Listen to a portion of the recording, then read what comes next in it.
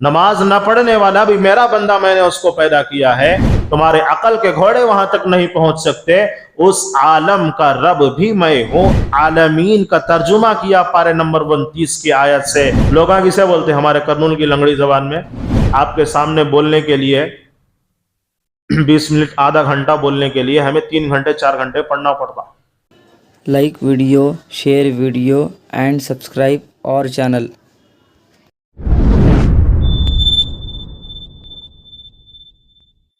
من سيئات أعمالنا من يهده الله فلا مضل له ومن يضلله فلا هادي له ونشهد أن لا إله إلا الله وحده لا شريك له ونشهد أن سيدنا ونبينا وسندنا ومولانا محمدا عبده ورسوله أما بعد فأعوذ بالله من الشيطان الرجيم بسم الله الرحمن الرحيم الحمد لله رب العالمين الرحمن الرحيم مالك يوم الدين صدق اللہ العظیم۔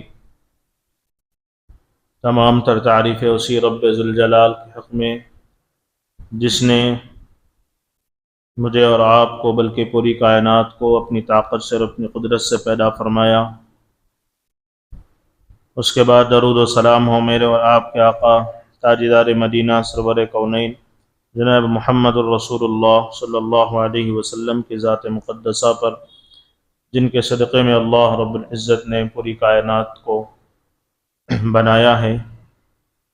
اس کے بعد ہم اصل بات کی طرف چلتے ہیں۔ گزشتہ جمعہ آپ لوگوں کی خدمت میں سورہ فاتحہ کا ترجمہ کیا گیا،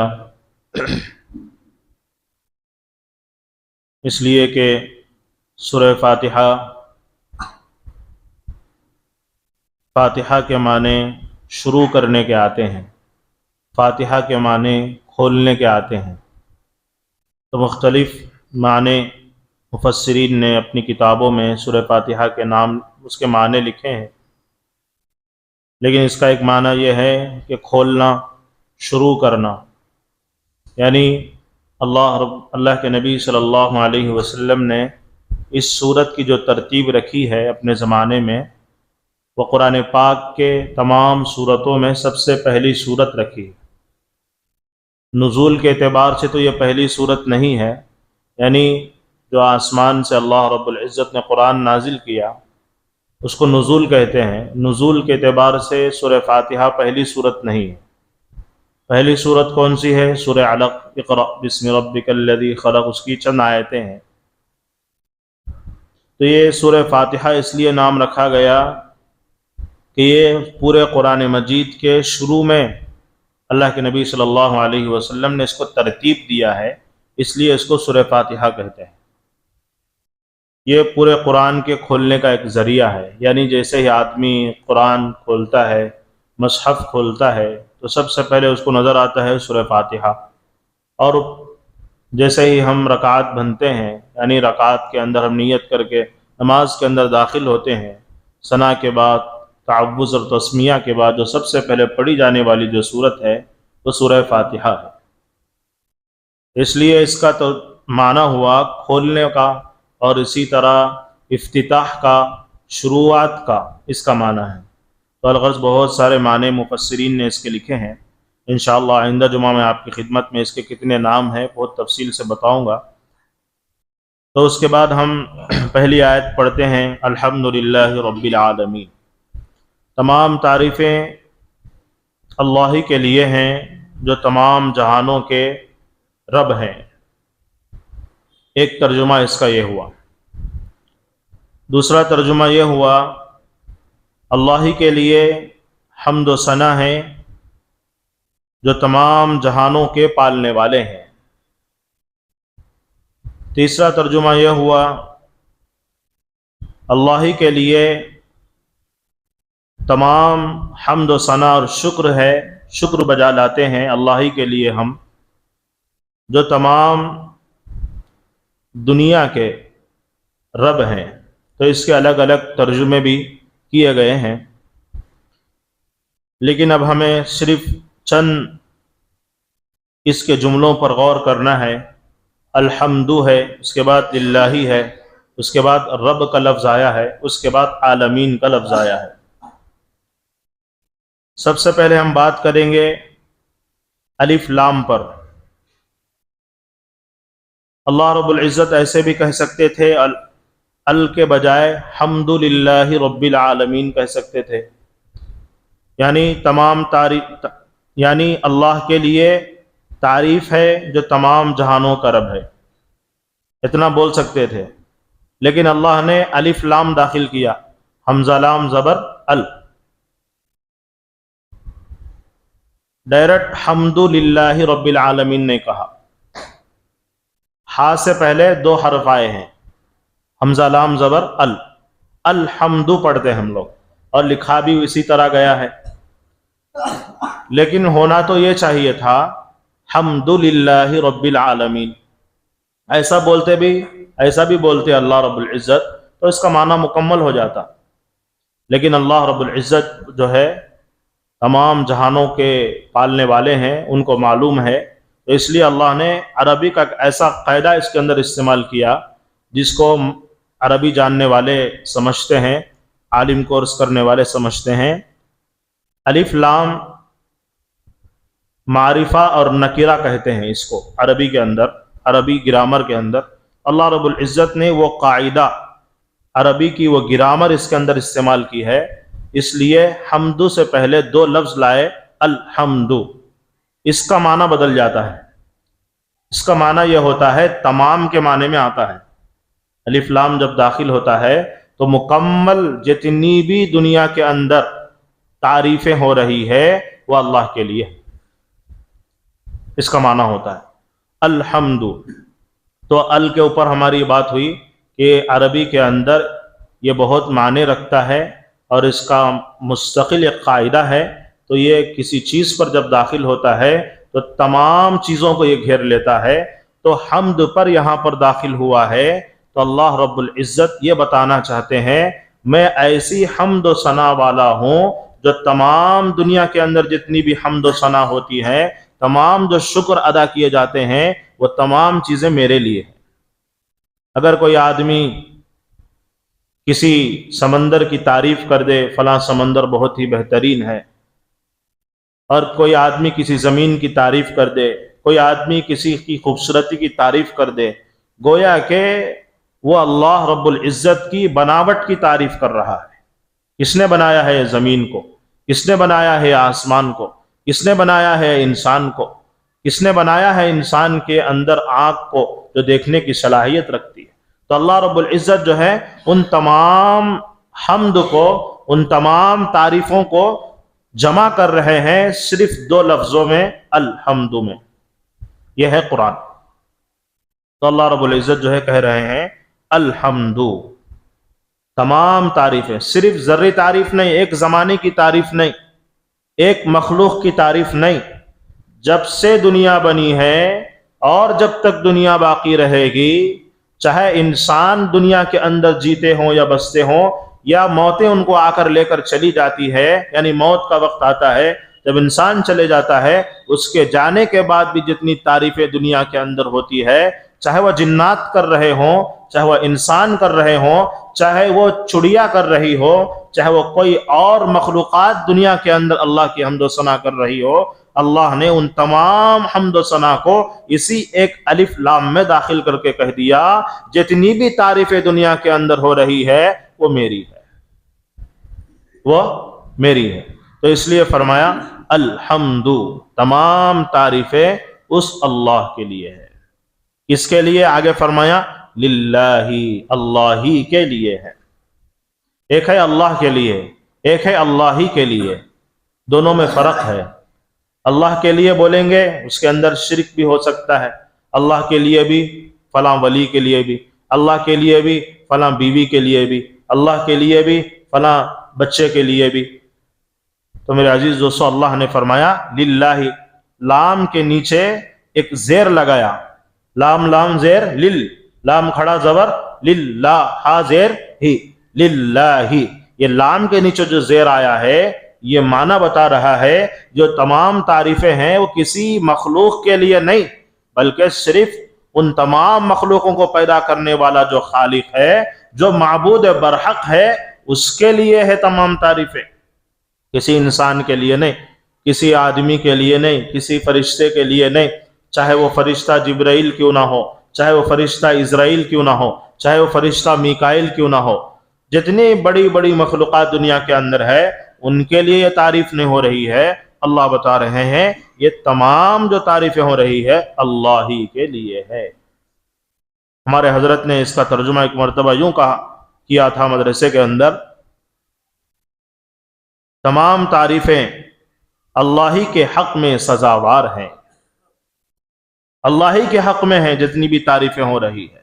लिल्लाही के माने अल्लाह के हक में, अल्लाह ही के लिए है, किसी और के लिए तारीफ नहीं है। इसलिए कि मेरी अगर आप तारीफ करेंगे तो मेरे अंदर नुक्स है, मैं आपकी तारीफ करूंगा आपके अंदर नुक्स है, आपको मौत आ सकती है, मुझे मौत आ सकती है, आप पैदा किए गए हैं, मैं पैदा किया गया हूं, और आपके अंदर नींद का नशा मौजूद है, मेरे अंदर भी नींद का नशा मौजूद है। लेकिन अल्लाह की जात को देखिए, अल्लाह लम यलिद वलम यूलद, न पैदा हुए हैं न पैदा किए गए हैं, न उससे कोई पैदा हुआ है न वो किसी से पैदा हुआ है। और आयतुल कुर्सी पढ़िए, अल्लाहु ला इलाहा इल्ला हुवल हय्युल क़य्यूम ला तअख़ुदुहु सिनतुन वला नौम, न उसको ऊँघ आती है न उसको नींद आती है। यानी अल्लाह की जो तारीफ है वो सिर्फ अल्लाह ही के लिए है, अल्लाह ही के हक में वो बेहतर है। मेरे लिए और आपके लिए, किसी इंसान के लिए तारीफ नहीं की जा सकती। और जितनी तारीफें दुनिया में आज हो रही है वो वास्ता बिला वास्ता वो अल्लाह रब्बुल इज्जत तक जाती है। अगर कोई आदमी किसी इंसान की तारीफ कर दे, गोया के इंसान को बनाने वाला रब है, गोया के बोलने वाला इंसान की नहीं बल्कि अल्लाह की तारीफ कर रहा है। उसकी खूबसूरती की तारीफ और उसकी ज़मीन की तारीफ और उसके चीज़ों की तारीफ और उसके बोलने के अंदाज की तारीफ और सुनने की तारीफ जो हो रही है ये अल्लाह ही की तारीफ है असल में। इसीलिए फरमाया जितनी तारीफें होगी और जितनी तारीफें हो रही है वो सिर्फ अल्लाह रब्बुल इज्जत की है। और तीसरा लफ्ज़, एक हुआ अलिफ लाम, दूसरा हुआ हम्द, तीसरा हुआ लिल्लाही के नीचे जो ज़ेर है, फिर उसके बाद अल्लाह का एक लफ्ज़ इसके अंदर है अल्लाह, अल्हम्दुलिल्लाह में ही अल्लाह है। जैसा कि मैं बिस्मिल्लाह में बताया था, बिस्मिल्लाहिर्रहमानिर्रहीम में जहाँ पर लफ्ज़ अल्लाह आया है, एक अल्लाह ऐसा लफ्ज़ है वो सिर्फ अल्लाह की ज़ात के लिए ख़ास है। अल्लाह किसी आदमी का नाम नहीं रख सकते। आपने कभी सुना किसी आदमी का नाम अल्लाह? किसी भी आप करिए में चले जाइए किसी का नाम अल्लाह नहीं होगा। किसी भी आप शहर में चले जाइए किसी भी आदमी का नाम अल्लाह नहीं होगा। ये ज़ात सिर्फ अल्लाह ही के लिए मुख्तस है। ये जो लफ्ज़ अल्लाह है वो अल्लाह के लिए है, इसकी एक खासियत है। और उस वक्त मैं ये भी बताया था कि लफ्ज़ अल्लाह को अगर आप लिखेंगे अलिफ लाम लाम हा, इसके अलग अलग आप टुकड़े कर देंगे, एक एक हरफ अलग अलग कर देंगे, तब भी इसके माने उसके अंदर पाए जाएंगे। मेरा नाम है, आपका नाम है, जुबैर है, जुबैर से जा निकाल दीजिए, माना नहीं बनेगा। लेकिन अल्लाह का ऐसा माना नहीं है, अल्लाह का ऐसा लफ्ज नहीं है। अलिफ है, अलिफ को हटा दीजिए लिल्लाह बन जाएगा अल्लाह के लिए। लाम को हटा दीजिए इलाह बन जाएगा। फिर अब एक लाम को हटा दीजिए हा बच जाएगा हु अल्लाह। वहां से आयतें शुरू होती चली जाएंगी। अलिफ से भी आयत शुरू हो रही है और एक लाम से आयत शुरू हो रही है। अब एक लाम से आयत शुरू हो रही है, आखिर में हाँ अल्लाह ने इसके अंदर रखा है, फिर वहां से भी एक आयत शुरू हो रही है। तो अल्लाह ने अपने नाम को ऐसे बनाया है, इसके अंदर कोई कमी नहीं है, इसके अंदर कोई कमी नहीं है। जैसे इस नाम के अंदर कोई कमी नहीं है, इसी तरह अल्लाह की ज़ात में भी कोई कमी नहीं है और उसके सिफात में भी कोई कमी नहीं है, उसकी कुदरत में भी कोई कमी नहीं है, उसके देने में भी कोई कमी नहीं है, उसके लेने में भी कोई कमी नहीं है, उसके पैदा करने में भी कमी नहीं है, उसके मौत देने में भी कमी नहीं है। यह अल्लाह ही के लिए है, यह अल्लाह की कुदरत है। तो अल्लाह रब्बुल इज़्ज़त इसके अंदर बता रहे हैं तमाम तारीफ़ें اس اللہ کے لیے جو تمام جہانوں کے رب ہیں، جو تمام جہانوں کے پالنے والے ہیں۔ اس کے بعد کا لفظ ہے رب کا، اس کے بعد کا لفظ ہے رب کا۔ رب کا معنی علماء نے مختلف لکھا ہے۔ رب کا معنی ایک آتا ہے دیکھ بھال کرنے کا، رب کا ایک معنی آتا ہے پالنے کا، پالنہار جس کو کہتے ہیں، پالنہار۔ یہاں پر یہ بات سمجھنے کی ضرورت ہے، رب صرف مخصوص وقت کے لیے رب نہیں، چاہے دنیا ہو چاہے دنیا نہ ہو، چاہے انسان پیدا ہوا ہو چاہے انسان پیدا نہ کیا گیا ہو، چاہے انسان کے پیدا کرنے سے پہلے چاہے انسان کے موت کے بعد بھی اس کی جو صفت ہے وہ صرف اللہ کے لیے ہے، ایسی قدرت والے کو رب کہتے ہیں۔ انسان ہے، انسان کو اللہ نے پیدا کیا اور موت دے دیا، اس کے بعد پھر دوسرے انسان کو پیدا نہیں کر سکتا، تو وہ رب نہیں ہو سکتا، وہ اللہ نہیں ہو سکتا، وہ اللہ نہیں ہو سکتا۔ دنیا بنا دیا اور دنیا ختم ہو گئی، چاہے زلزلے سے ہو چاہے آگ لگنے سے ہو، کوئی علاقہ ختم ہو گیا، لیکن پھر اس علاقے کو دوبارہ زندہ کرنے کی طاقت نہیں ہے اور اس کے دیکھ بھال کرنے کی طاقت نہیں ہے، تو اس کو رب نہیں کہتے۔ تو اللہ یہی بتا رہے ہیں ہم ایسے رب ہیں چاہے انسان ہو یا نہ ہو، دنیا کے اندر جتنے عالم ہیں، جتنے انسان ہیں، جتنے جنات ہیں، ان تمام کے رب ہم ہیں، گویا کہ ہم ان کو پالنے والے ہیں، گویا کہ ہم ان کی دیکھ بھال کرنے والے ہیں۔ تو اللہ رب العزت جو ہے اس کے اندر یہی بات ارشاد فرمائی کہ ہم تمام جہانوں کے رب ہیں، یعنی ان کو پالنے والے ہیں، ان کو دیکھنے والے ہیں، غم میں، خوشی میں اور سفر میں، حضر میں، دکانداری میں، ملازمت میں، ہر چیز میں اللہ رب العزت جو ہے انسان کو پالتے ہیں اور انسان کو دیکھتے ہیں اور انسان کے لیے تمام چیزوں کو مہیا کرتے ہیں اور انسان کی ہر ضرورت کو پورا کرتے ہیں، روزی کے اعتبار سے، کپڑے کے اعتبار سے، سواری کے اعتبار سے، اس کے جوانی کے، بڑھاپے کے، بچپن کے، پیدا ہونے کے اور موت کے تمام مسائل کو بر وقت پورا کرنے کو اور اس کی طاقت رکھنے والی ذات کو رب کہتے ہیں، اس کی طاقت رکھنے والی ذات کو رب کہتے ہیں۔ اس کے بعد ہم آتے ہیں عالمین پر، اس کے بعد عالمین۔ اب یہاں پر یہ بات سمجھے، اس کے اوپر بھی الف لام آیا ہے، حمد کے اوپر آیا تھا، اسی طرح اللہ رب العزت جو ہے یہاں پر بھی الف لام داخل کرے۔ اس کا معنی بھی وہی ہے جو میں حمد پر بتایا تھا۔ تو اللہ رب العزت یہ بتانا چاہتے ہیں، سب سے پہلے یہ بات سمجھے، عالمین یہ جمع ہے، دنیا ایک دنیا، بہت ساری دنیا۔ کتنی دنیا؟ بہت ساری دنیا مطلب کتنی دنیا ہے؟ ایک دنیا، دو دنیا، تین دنیا، چار دنیا، پانچ دنیا، 6 دنیا، 7 دنیا، کتنی دنیا مراد ہے؟ ہم نے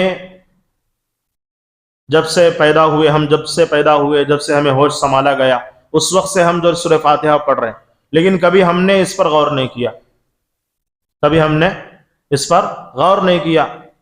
حالانکہ اللہ رب العزت تو بولنا یہ چاہیے تھا الحمدللہ رب العالم،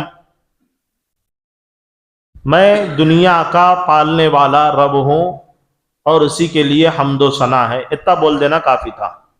عالم بول دیتا تو بات ختم ہو جاتی تھی نا، پوری دنیا کا رب اللہ ہے، اس کا ترجمہ ہو جاتا۔ لیکن اللہ نے ایک اور اضافہ فرمایا، عربی کا ایک صیغہ استعمال فرمایا، جمع کا صیغہ استعمال فرمایا، عالم نہیں کہا بلکہ عالمین کہا، جمع۔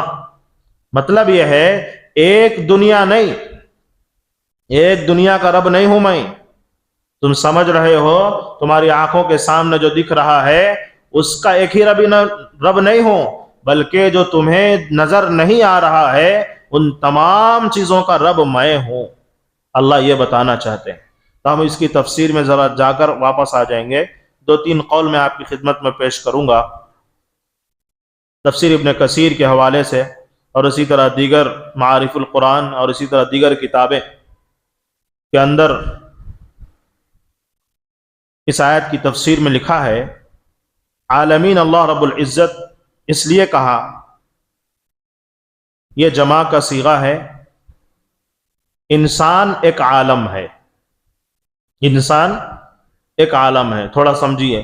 انسان ایک عالم ہے، جنات ایک عالم ہے، فرشتے ایک عالم ہے، درخت، دنیا کے تمام درخت ایک عالم ہے، دنیا کا جتنا پتھر ہے یعنی جتنے پہاڑے ہیں، مضبوط مضبوط پہاڑ، یہ ایک عالم ہے. اور اسی طرح جتنی چیزیں ہمیں نظر آ رہی ہے، جتنی چیزیں ہمیں نظر نہیں آ رہی ہے، یہ ایک ایک عالم ہے. اللہ رب العزت یہ بتانا چاہ رہے ہیں ہم ان تمام عالموں کے رب ہیں جو انسان کے ٹھاٹا مارتا ہوا سمندر دنیا کے اندر ہے. ہم ان انسانوں کے ٹھاٹے مارتے ہوئے سمندر کے رب ہیں. اسی طرح انسانوں کے علاوہ جو جناتوں کا ٹھاٹے مارتا ہوا سمندر اللہ نے اس دنیا کے اندر پیدا فرمایا، ان تمام جناتوں کے بھی ہم رب ہیں. اور اسی طرح انسان اور جنات کے علاوہ فرشتوں کا بھی ایک عالم اللہ نے دنیا کے اندر پیدا کیا ہے. انسانوں کو سنبھالنے کے لیے اور انسانوں کے کاموں کو مکمل کرنے کے لیے اور دنیا کا نظام چلانے کے لیے اللہ نے فرشتوں کو پیدا کیا، یعنی نورانی مخلوق کو پیدا کیا، وہ بھی ایک عالم ہے. اور اسی طرح نباتات ہے یعنی درخت ہیں، اور اسی طرح پتھر ہے یعنی پہاڑ، جو مضبوط مضبوط پہاڑ ہے، اللہ رب العزت نے ان کو ایک ایک عالم کہا کہ میں صرف انسانوں کا رب نہیں بلکہ یہ تمام مخلوقات جو دنیا کے اندر جی رہی ہے، چاہے وہ سانس لینے والے ہو چاہے سانس نہ لینے والے ہو، ان تمام کا رب میں ہوں. یہ بتانا چاہ رہے ہیں صرف انسان کے رب نہیں ہے اللہ، انسان کے رب نہیں ہے. اب یہاں پر ایک سوال پیدا ہوتا ہے، تمام تعریفیں اس اللہ کے لیے جو تمام جہانوں کے رب ہیں. یہاں پر ہندو، مسلم، سکھ، عیسائی، جتنے مذہب کے لوگ دنیا کے اندر ہیں وہ تمام کے تمام اس کے اندر داخل ہیں. اگر کوئی آدمی اللہ کی ربوبیت کا انکار کرے، اللہ کے رب ہونے کا انکار کرے، کوئی آدمی اللہ کی حمد و ثنا نہ کرے، وہ آدمی کا رب بھی اللہ ہے. وہی بات اللہ اس میں بتا رہے ہیں، وہی بات اللہ اس میں بتا رہے ہیں. نماز پڑھنے والا بھی میرا بندہ، میں نے اس کو پیدا کیا ہے. نماز نہ پڑھنے والا بھی میرا بندہ، میں نے اس کو پیدا کیا ہے. ماتھا ٹیکنے والا بھی میرا بندہ، میں نے اس کو پیدا کیا ہے. ماتھا نہ ٹیکنے والا بھی میرا بندہ، میں نے اس کو پیدا کیا ہے. مسلمان ہے، سکھ ہے، عیسائی ہے، دیگر جتنے مذہب ہیں اللہ رب العزت نے دنیا کے اندر پیدا کیا ہے، اور لوگ اپنے اپنے طریقے سے اپنے اپنے مذہب بنا لیے ہیں. اللہ رب العزت کہہ رہے ہیں جتنے مذہب کے ماننے والے ہیں ان کو تمام کو میں نے ہی پیدا کیا ہے. عالم، یہ عالم میں سے ہیں، یعنی یہ دنیا میں سے ہیں، تو دنیا کو پیدا میں ہی کیا ہوں. یہ میرے بندے ہیں، یہ میرے بندے ہیں. تو دوسری، یہ پہلی بات ہو گئی. دوسری تفسیر اس کے اندر یہ لکھی گئی ہے، عالمین کیوں کہا گیا؟ تو علماء لکھتے ہیں عالمین کہنے کا مطلب، اس کی وجہ یہ ہے، دوسرا قول یہ ہے، اللہ رب العزت عالمین اس لیے کہہ رہے ہیں انسان، جنات، فرشتے، نباتات، جمادات یعنی درخت، پہاڑ، پتھر، جتنی بھی چیزیں ہیں دنیا کے اندر، سمندر، جتنی چیزیں ہیں، یہ تمام کو ملا دو، تمام کو ملا دو تو ایک عالم بنتے ہیں، یعنی ایک دنیا بنتی ہے. یہ تمام کو ملا لو. اور جہاں تک مجھے نظر آ رہا ہے، جہاں تک آپ کو نظر آ رہا ہے، جہاں تک آپ گھومے ہیں، پھرے ہیں، جہاں تک آپ نے دنیا دیکھی ہے، اور جہاں آپ نہیں جا سکے، ان تمام کو، جیسے کہ انگلش میں ورلڈ کہتے ہیں، پورے ورلڈ کو، پورا ورلڈ ایک عالم ہے. پورا ورلڈ، پوری دنیا ایک عالم ہے. اگر ایسا ہے تو پھر عالم کہہ دینا چاہیے تھا، عالمین کیوں کہا؟ اگر پوری دنیا کو ایک مان لیا جائے، پوری دنیا کو ایک ہی مان لیا جائے تو الحمدللہ رب العالم کہہ کر بات ختم ہو جاتی تھی. لیکن عالمین کیوں کہا گیا؟ تو مفسرین نے اس کے اندر تفسیریں کرنا شروع کر دی. تو مفسرین نے بات لکھا ہے، پوری دنیا کو ملا کر ایک عالم، ایک دنیا ہے، لیکن یہ دنیا جہاں ختم ہو رہی ہے، یہ جو دنیا جہاں ختم ہو رہی ہے، میں اور آپ جس دنیا کے اندر ہے، مفسرین نے لکھا ہے یہ جو دنیا جہاں ختم ہو رہی ہے، اس کے بعد میں جو خلا بچ رہی ہے، جو جگہ بچ رہی ہے، اس جگہ میں بھی اللہ رب العزت نے اپنی قدرت سے ہو سکتا ہے اور بھی دنیا بنائی، اور بھی دنیا بنائی ہو۔ آج سائنٹسٹ حضرات اس کے قائل ہیں، جو اپنے آپ کو انگلش کے ماہر سمجھتے ہیں، اپنے آپ کو چاند پہ کمندے ڈالنے کو ماہر سمجھتے ہیں، وہ اس بات کے قائل ہو چکے ہیں اس دنیا کے علاوہ بھی اور بھی بہت ساری دنیا ہے دنیا کے اندر، یعنی جہاں پر دنیا ختم ہوتی ہے اس کے بعد بھی اور بھی دنیا، اور بھی ستارے، اور بھی گھومنے پھرنے والی چیزیں موجود ہے۔ گھومنے پھرنے والی چیزیں انہوں نے کہاں سے ریسرچ کیا؟ یہی آیتوں سے ریسرچ کیا ہے۔ یہی اس کا ایک خطرہ ہے جو انہوں نے اس کو پڑھ کر سمجھ کر تمام چیزیں ٹیکنالوجی حاصل کی ہے۔ تو آج ہم لوگ مسلمان اس کو پڑھتے نہیں، سمجھتے نہیں، اس کے ذریعے سے ہم پیچھے ہیں۔ تو الغرض تو پوری دنیا ملا کر ایک عالم ہے، اور جہاں پر دنیا ختم ہو رہی ہے، یہ دنیا ختم ہونے کے بعد اور بھی جگہ باقی ہے، اور بھی جگہ باقی ہے۔ تو اللہ رب العزت یہ کہنا چاہ رہے ہیں جس دنیا میں تم رہ رہے ہو، جس عالم میں تم رہ رہے ہو، اس کا رب بھی میں ہوں، اور جس دنیا میں تم نہیں ہو، جس کو تم نہیں دیکھ سکتے، تمہارا علم وہاں تک نہیں پہنچ سکتا، تمہاری عقل وہاں تک نہیں پہنچ سکتی، تمہاری قلم کی طاقت وہاں تک نہیں پہنچ سکتی، تمہارے عقل کے گھوڑے وہاں تک نہیں پہنچ سکتے، اس عالم کا رب بھی میں ہوں، یہ بتانا چاہ رہے، یہ بتانا چاہ رہے اللہ رب العزت۔ تیسرا قول یہ علماء لکھتے ہیں، عالمین کہنے کا مطلب یہ ہے، اس کی اصل وجہ یہ ہے اللہ رب العزت تمام دنیا کو ایک عالم بنایا، تمام دنیا کو ایک عالم بنایا، اور عالم بنانے کے بعد اور بھی جگہیں خالی بچی، تو اللہ رب العزت نے 20,000 عالم اور بنائے۔ کتنے؟ یہ ہوائی فائرنگ نہیں ہے، یہ قرآن پاک کی تفسیر ہے، یہ اللہ کی قدرت میں بتا رہا ہوں آپ کو، کہ اللہ کے لیے ہر چیز کرنا آسان ہے، میرے لیے اور آپ کے لیے مشکل ہے، اور ہماری عقلیں محدود ہیں، ہماری عقلیں نہیں سوچ سکتی، تو اس لیے ہم صرف تفسیر کرتے ہیں۔ تو علماء لکھتے ہیں یہ دنیا چھوڑ کر اور 20,000 عالم اللہ نے بنایا ہے۔ تو اللہ اس لیے عالمین کہا، عالم نے کہا، الحمدللہ رب العالمین۔ ہم جب سے ہوش سنبھالے ہیں اس وقت سے سورہ فاتحہ پڑھ رہے، لیکن الحمدللہ رب العالمین کا صحیح ترجمہ ہمیں معلوم، تو ہمیں چاہیے ایسی مجلسوں میں بیٹھیں۔ یہ کوئی جمعہ کا بیان، یہ کوئی جو ہے دین کی بات نہیں ہے، بلکہ دین کی بات سے بھی زیادہ بڑھ کر یہ قرآن پاک کی تفسیر ہے۔ اس کے اندر صرف قرآن کی باتیں ہو رہی، ہاں جمعہ کے اندر بھی قرآن کی باتیں ہی ہوگی، لیکن وہاں پر جو ہے معاشرت بتایا جائے گا، وہاں پر جو ہے حالات بتائے جائیں گے، لیکن صرف قرآن پر بات نہیں ہوگی۔ قرآن کی روشنی میں حالات بتائے جائیں گے، موجودہ حالات کیا ہے، پچھلے زمانے میں حالات کیا تھے، یہ بتائے جائیں گے، لیکن ایسی مجلسوں میں یہ صرف یہ بتایا جائے گا قرآن کیا کہتا ہے، اللہ کیا کہہ رہے ہیں، قرآن کے اندر کیا میسج اللہ ہمیں دے رہے ہیں۔ تو دوسری تفسیر یہ ہے کہ اللہ رب العزت جو ہے پوری دنیا کو ایک عالم کہا، اور یہ عالم جہاں پر ختم ہوتا ہے، جو گول ہے جہاں پر ختم ہوتا ہے، انگلش کے اندر بھی اس کے کچھ نام ہیں، میرے ذہن میں نہیں ہے، جہاں پر ایک عالم ختم ہوتا ہے اس کے بعد اور بھی جگہیں موجود ہیں، تو ان جگہوں پر اللہ نے 20,000 عالم اور بنائے ہیں۔ تو اللہ اس کو بتا رہے ہیں میں ایسا رب ہوں، ایسا پالنے والا ہوں، ایسا پالنہار ہوں جو تمام جہانوں کا رب ہے۔ صرف تمہیں دکھ رہا ہے وہ دنیا نہیں، بلکہ تمہیں نہیں دکھ رہی ہے اس دنیا کا رب بھی میں ہوں، اس کو پالنے والا بھی میں ہوں، اس کو روزی روٹی کا انتظام کرنے والا بھی میں ہوں۔ تیسری تفسیر علماء لکھتے ہیں، اسی قرآن پاک کی ایک آیت پارہ نمبر 29 میں ہے، غالباً حضرت ابو سعید خدری رضی اللہ عنہ اس آیت کو پیش کرتے ہوئے کہتے ہیں وَمَا يَعْلَمُ جُنُودَ رَبِّكَ إِلَّا هُ، سورہ پارہ نمبر 29 کی آیت ہے.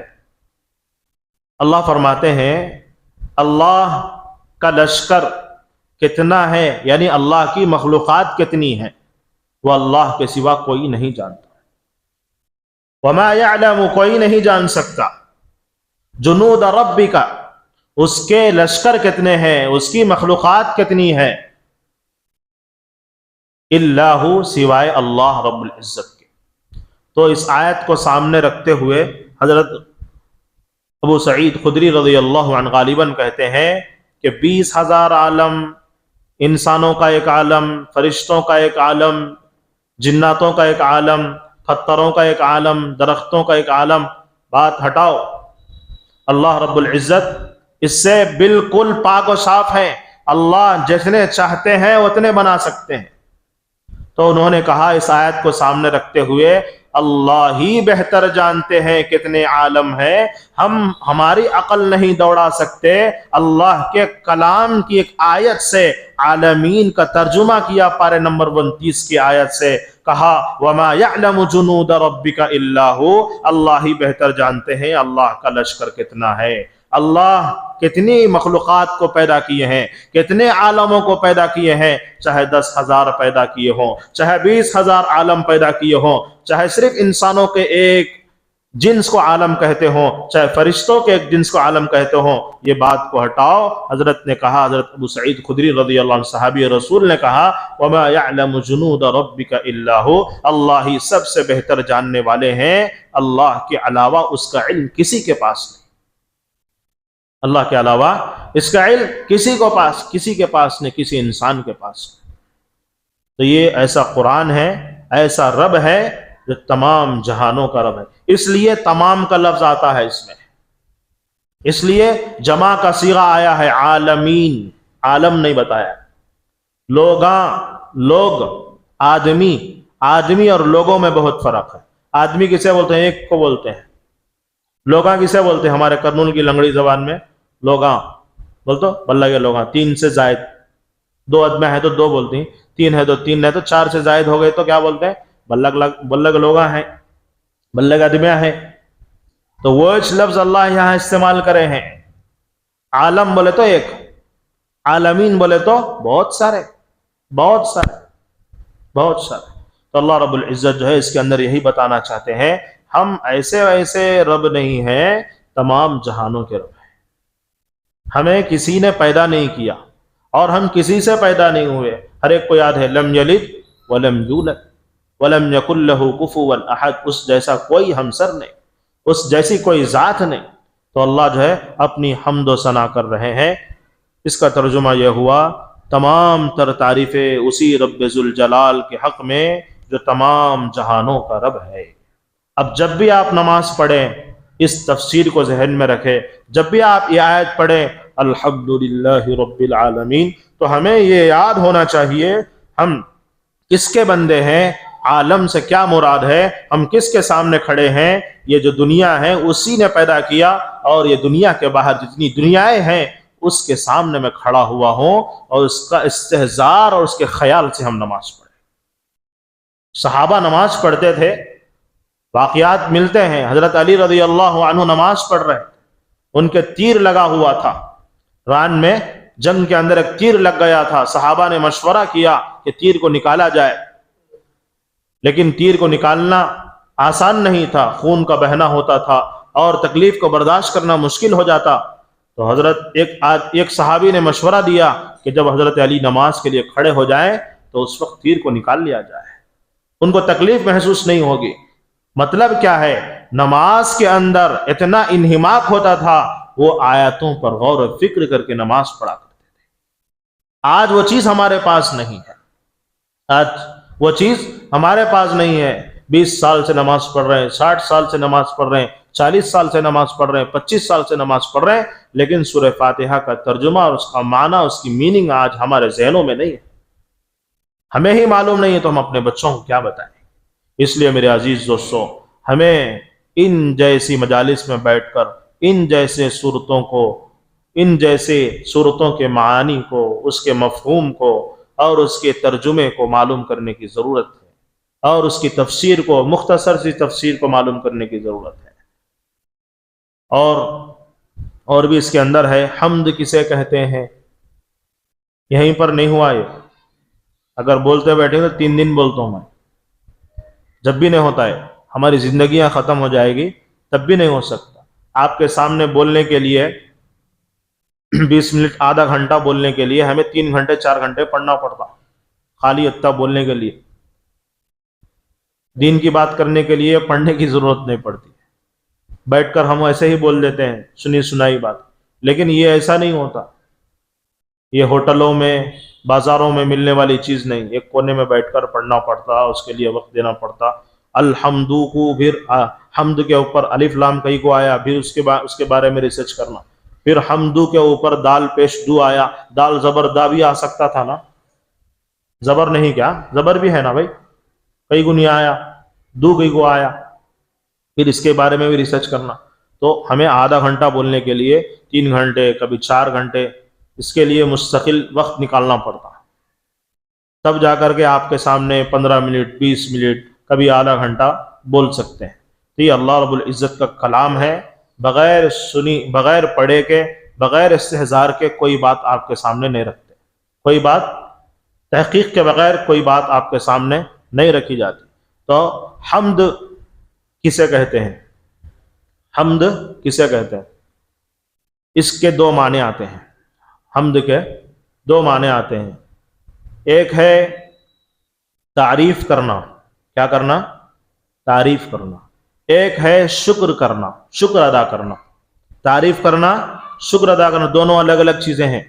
اللہ نے دونوں چیزوں کو ایک ہی جملے میں فٹ کر دیا، اس کو بولتے ہیں خدا۔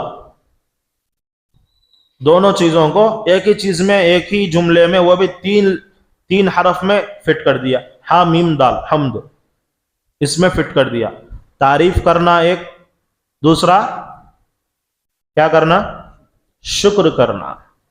اب اس کے الگ الگ درجے ہیں، تعریف کسے بولتے ہیں، شکر کسے بولتے ہیں۔ شکر آدمی کب کرتا، چپکے چپکے شکر کرتا گا، فلاں آدمی جا رہا باہر، ہم اسے بلا کو تیرا شکریہ بھائی بولتے کیا، نہیں بولتے، بولتے کیا، نہیں بولتے۔ ریزن ہے نا اس کے پیچھے، اللہ نے ان 2 چیزوں کو اس کے اندر جمع کر دیا، تعریف کرنا بھی جمع کر دیا، شکر ادا کرنا بھی جمع کر دیا۔ انشاءاللہ آئندہ جمعہ آپ کی خدمت میں اس سلسلے سے بات شروع کریں گے۔ اللہ رب العزت سے دعا ہے کہ اللہ رب العزت مجھے اور آپ کو قرآن پاک کی تفسیر میں بیٹھ کر اس کے تفسیر کو سننے اور مجھے اور آپ کو عمل کرنے کی توفیق عطا فرمائے۔ آمین وآخر دعوانا الحمدللہ رب العالمین۔